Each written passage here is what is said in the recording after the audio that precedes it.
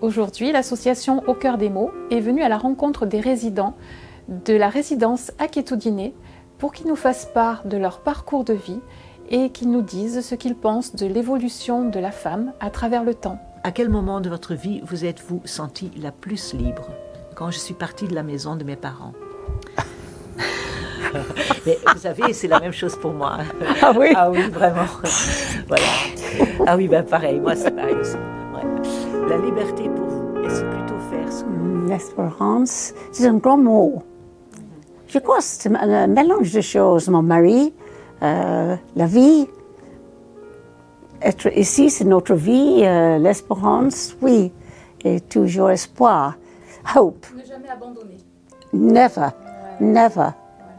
The good works the youth are doing, les bonnes choses que la jeunesse fait dans le monde, c'est fantastique. Parce que eux, dans des circonstances difficiles, ils continuent à se battre. Les femmes continuent à se battre pour les changer les règles, tout ça, pas contre les hommes, avec les hommes. Dans votre vie de femme, y a-t-il eu des moments où vous vous êtes sentie seule, mais pas forcément triste? Souvent, j'aime beaucoup my company, j'aime. Je lis beaucoup, beaucoup, beaucoup. Et j'ai toujours un livre avec moi. Si vous avez ça, vous avez toujours un ami avec vous. Toujours. Voilà. Y a-t-il une personne ou un souvenir qui vous tient encore compagnie, même en son absence? Dieu. Toujours Dieu avec vous. C'est, on n'est jamais seul. Non. Ouais.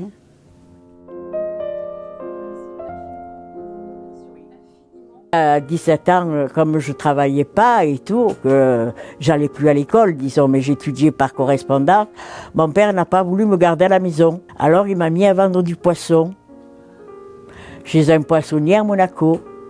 Alors j'allais travailler le matin, après sur le coup de 1 heure, 2 heures, je rentrais, mais la paye, il fallait la poser, hein.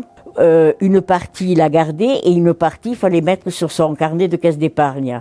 C'était comme ça. Je regrette rien parce que j'ai une enfance qui m'a convenu, mais je trouve que maintenant c'est plus dur. Parce qu'avec tout ce qui se passe entre la drogue et tout, ça donne à réfléchir. Hein. La femme, elle est libre, hein, parce que maintenant vous avez le droit des femmes, vous voulez vous faire, excusez-moi, avorter, vous avez le droit, vous voulez pas un enfant, vous avez le droit. Tandis que nous, dans notre époque à nous, ça n'existait pas. Hein. Malheureusement, le bon Dieu ne m'a pas donné la chance d'avoir un enfant, mais si j'avais eu un enfant, je l'aurais élevé différemment de ce que j'ai été élevée. Enfin, j'aurais été quand même tenace sur beaucoup de points. Hein. Si vous aviez un message d'espérance à transmettre à une femme plus jeune, quel serait-il? D'abord, qu'elle pense à elle. En premier, qu'elle pense à elle. Qu'elle ne rejette pas les autres. Et dans la vie, ou même quand elle se promène et tout ça, de faire attention à ce qu'elle fait, ou si elle est abordée par quelqu'un, d'être méfiante. À quel moment de votre vie vous êtes-vous sentie la plus libre? Vous nous aviez parlé du décès de votre mari. Ça peut paraître bizarre, qu'on puisse dire ça, mais... Vous ne vous sentiez pas libre lorsque vous étiez mariée? Disons que je n'ai pas eu la vie rose avec lui. Enfin bon, comme dans tous les ménages, il y a des histoires. Et en plus, quand il y a la belle-mère derrière, vous comprenez. Oui, je comprends. Ce que je veux dire. Ça ne leur plaisait pas, disons, ni à mon mari, ni à ma belle-mère, que je prenne des décisions, moi, toute seule. Quand vous vous sentez seule aujourd'hui, qu'est-ce qui vous aide le plus à traverser ce moment? J'ai mes habitudes. Bon, alors on revient. C'est les mots croisés, les mots mêlés, la lecture, la télévision, puis les fleurs. Y a-t-il une personne ou un souvenir qui vous tient encore compagnie, même en son absence? Écoutez, vous verriez ma chambre. Il y a des photos de chiens de partout. J'adore. À quel moment de votre vie vous êtes-vous sentie la plus libre? Eh bien, comme je l'ai dit, comme j'ai eu la permission d'aller danser et de rentrer à minuit. Quel âge aviez-vous? 21 ans. C'était en pleine guerre. Mon mari il venait de débarquer, il avait une permission pour venir voir sa mère et sa soeur. Depuis 4 ans, elle ne savait pas ce qu'il était devenu. Oh, wow. Et alors il était là, il y avait la Marseillaise, tout ça, tout d'un coup. Je relève les yeux, je vois un beau militaire. Et il m'a regardé. Voilà, on s'est regardé, ça a duré 50 ans. Wow. Et la vie que vous avez eue avec votre mari, est-ce que vous vous êtes senti libre dans votre union? Oui, j'étais libre. S'il y avait un problème, on en parlait tous les deux. Je me suis toujours sentie libre. Ça veut dire de faire ce qu'on veut dans la mesure où on peut le faire, où les choses sont bien. Qu'est-ce que représentait le mariage pour vous? On s'aimait, on voulait vivre ensemble. Et à ce moment-là, il n'y avait que le mariage. Hein. C'était pas comme maintenant. Hein. Non, lorsque je travaillais, jeune fille, je donnais la moitié à la maison et l'autre moitié, j'en faisais ce que je voulais. D'accord. C'était pour moi, voilà, c'était comme ça. D'accord. Et mariée, eh bien non, c'est moi qui gérais. Donc vous pouvez dire en fait que vous avez acquis votre liberté avec l'âge en fait, en avançant par rapport au mariage. Je crois à que la j'étais plus majorité. libre en étant mariée Voilà. que jeune fille. Ah, Parce que les parents, c'était pas comme maintenant. oui. Mariée, je sais pas, je faisais ce que j'avais envie de faire, voilà. Bon, toujours dans la mesure, hein. Et est-ce que vous avez après eu des enfants, donc J'ai eu un fils. un fils? Et quand j'ai eu mon fils, j'ai donné ma démission pour l'élever D'accord. au ministère d'État, parce que c'était pas, il n'y avait pas de crèche, des choses comme maintenant, il n'y avait rien. Alors j'ai pris 3 ans sans solde, et après j'ai démissionné, parce qu'il y avait 3 ans, Oui. et je m'en suis occupée. Je faisais mes robes, je tricotais mon fils des poules au vert, tout ça. Ah oui. Et vous, J'étais à la maison, je ne travaillais plus, mais je travaillais encore plus que... Encore plus que lorsque je travaillais. oui, vous regrettez qu'à cette époque-là, il n'y avait pas de crèche? Vous pensez qu'il y avait eu des crèches? Vous auriez continué à travailler? Je ne sais pas. Je ne sais pas. Moi, mon fils, je l'ai élevé moi. Vous étiez J'ai eu qu'un épanouie fils, dans hein. votre maternité, en fait, dans votre... Oui. Vous étiez épanouie. Je voulais ça. Je voulais quand il appelle maman, je sois là. D'accord. Et si vous deviez vous donner un conseil aujourd'hui à une jeune femme, Je ne Qu'est-ce sais que pas vous quel diriez? conseil je pourrais lui donner. Je ne sais pas. La vie n'est plus la même. Je ne sais pas. Les femmes sont plus libres. Même trop parfois, je crois. Je parle d'une liberté avec le mari pour discuter. Hein. Je ne parle pas d'une liberté de sortir. Ah non. Si on sortait ensemble. Et j'ai une fille. Bon, qu'est-ce que je donne? Il faudrait que je réfléchisse, vous voyez. oui, Je ne sais pas, la vie que nous avons aujourd'hui, il faut réfléchir. Et vous avez donc votre fils, et est-ce que vous avez des petits-enfants? Est-ce que vous avez J'ai des petites filles? deux petits-fils. Deux petits-fils. Vous n'avez pas de petites filles? Non, j'ai une arrière-petite-fille. D'accord. ah, c'est Deux bien. petits-fils qui nous ont donné beaucoup de gens. Je leur ai appris beaucoup de choses. Par exemple, Par exemple, les fables de La Fontaine. Mais ça se fait plus maintenant. mais si, ça doit se Et faire. comme ils encore. étaient deux, un disait une phrase, l'autre disait l'autre.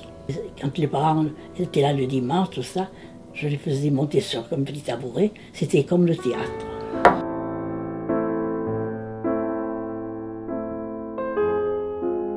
En tant qu'homme, à quel moment de votre vie avez-vous ressenti que votre femme était véritablement libre?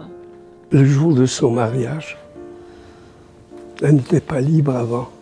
Son père était opposé à notre mariage c'est les 3 derniers mois où nous sommes finalement parvenus, non pas à le convaincre, mais où mon épouse a eu la force de lui dire où tu te maries, avec notre présence ou sans notre présence, mais dans 3 mois, on se marie.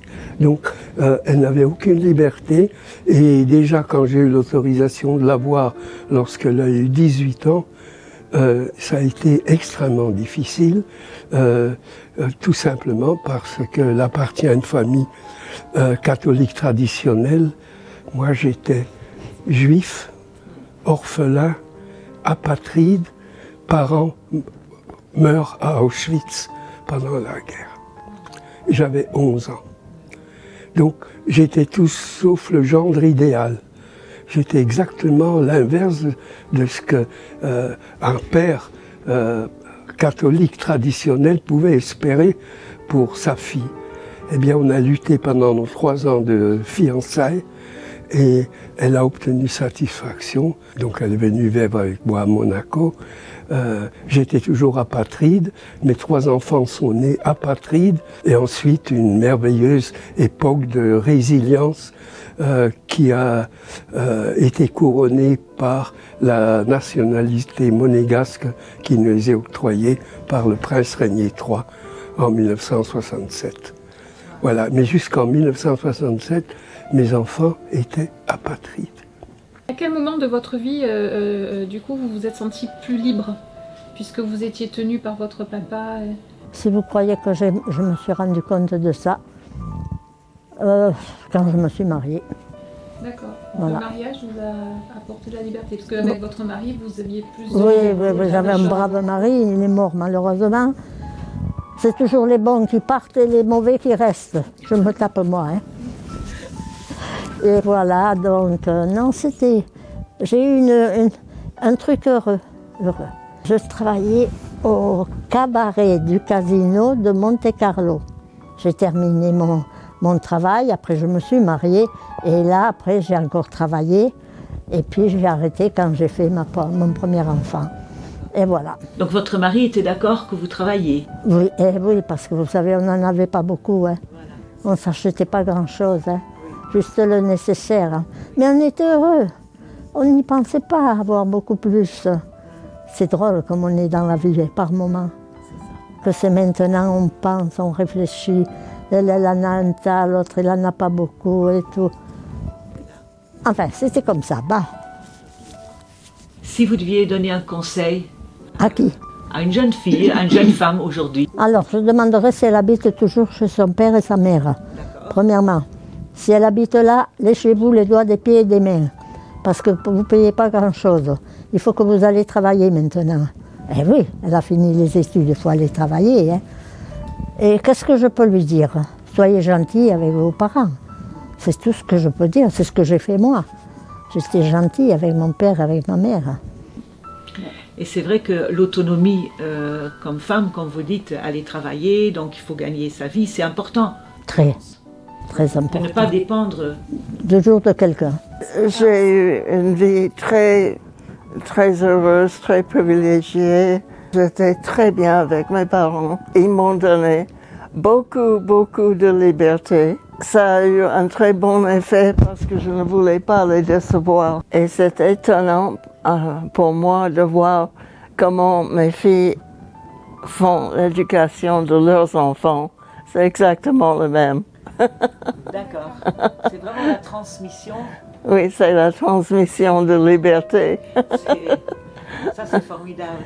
Je pense que ça donne à un enfant une sorte d'obligation de faire du bien. Si j'avais un conseil à donner, ça serait de rester très patient, calme et de ne pas prendre la vie trop sérieusement.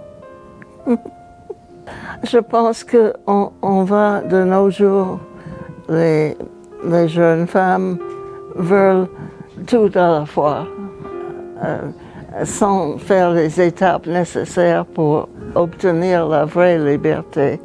Merci beaucoup en tout cas pour cet échange. Oh, Ça fait très plaisir.